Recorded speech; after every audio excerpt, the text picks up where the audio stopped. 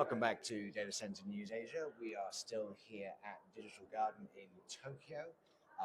I've enjoyed the event so far. Having a good time. Yeah, no, it's been very useful. Yeah, very And we are joined by Todd Olson, Hi, guys. for Cushman Wakefield. Todd, how are you finding it? Great. We thought it was a great conference. Well attended for the first one, especially. Really satisfied.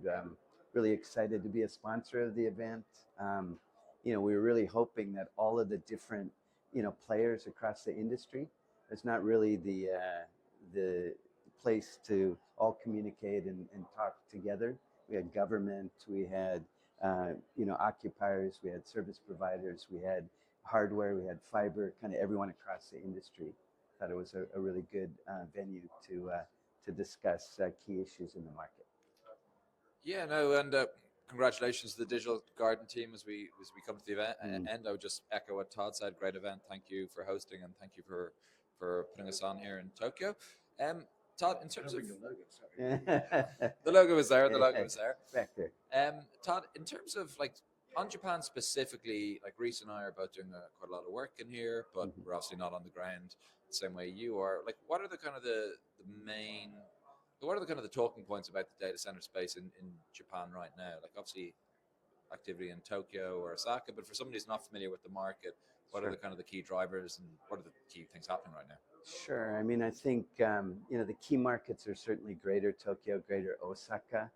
We've heard a little bit more, Kyushu, some of the other markets potentially, especially on the back of AI, maybe some of the AI training.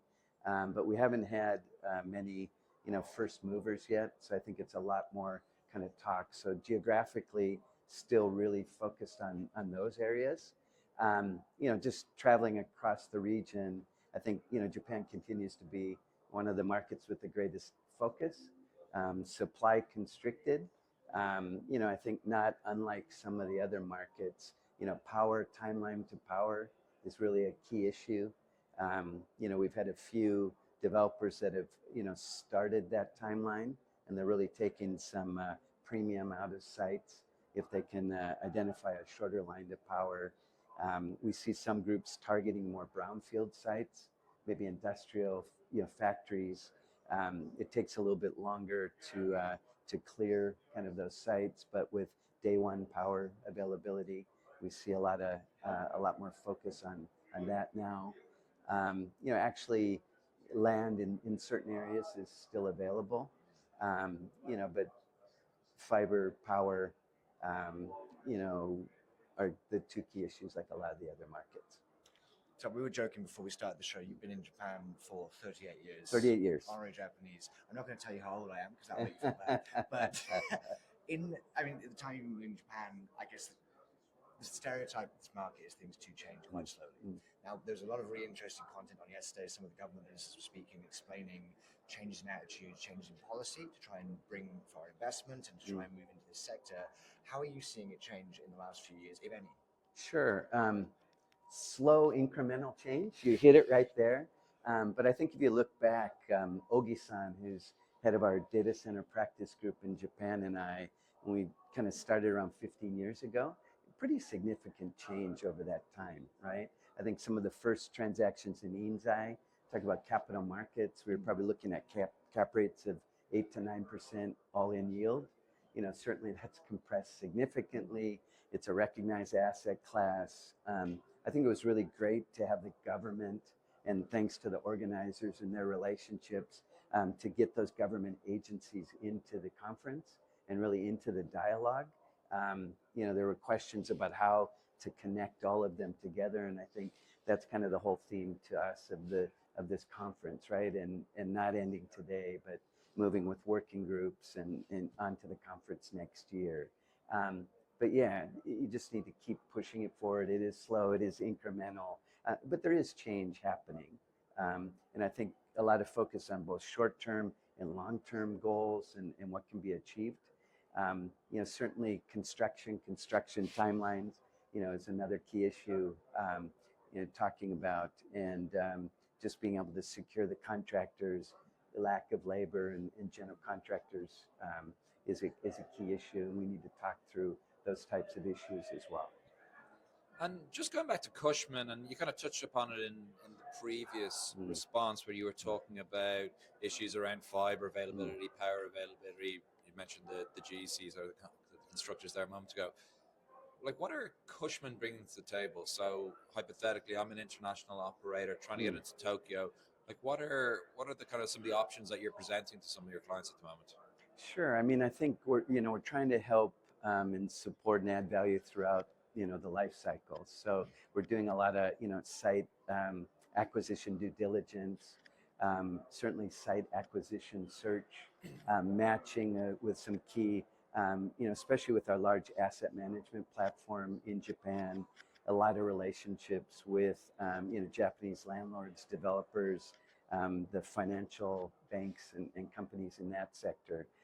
So site acquisition, matching, like I said, kind of occupiers with certain specific opportunities, and then through construction management.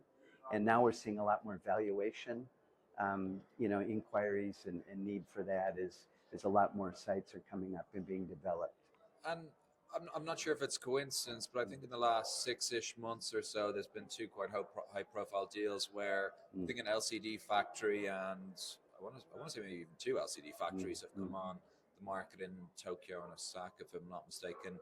So I suppose legacy, industrial. Is there much of that in the pipeline? Like, is that actually a viable option moving forward?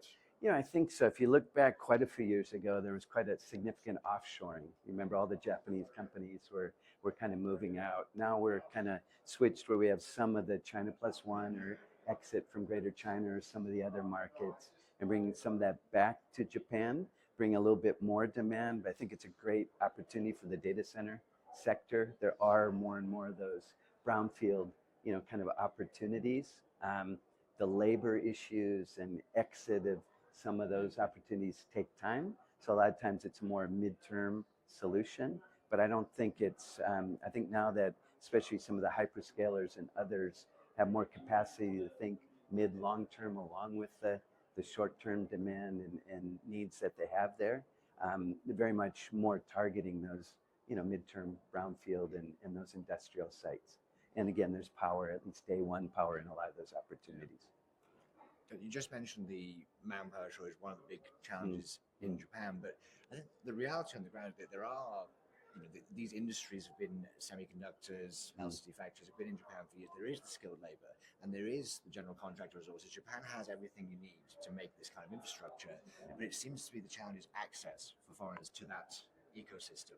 Events like this are a great starting point. Sure. But I mean, you guys are an American company. How have you been able to bridge that gap over the years and provide access to Japanese companies? Yeah, sure. I mean, a foreign company, but we're 90% plus Japanese.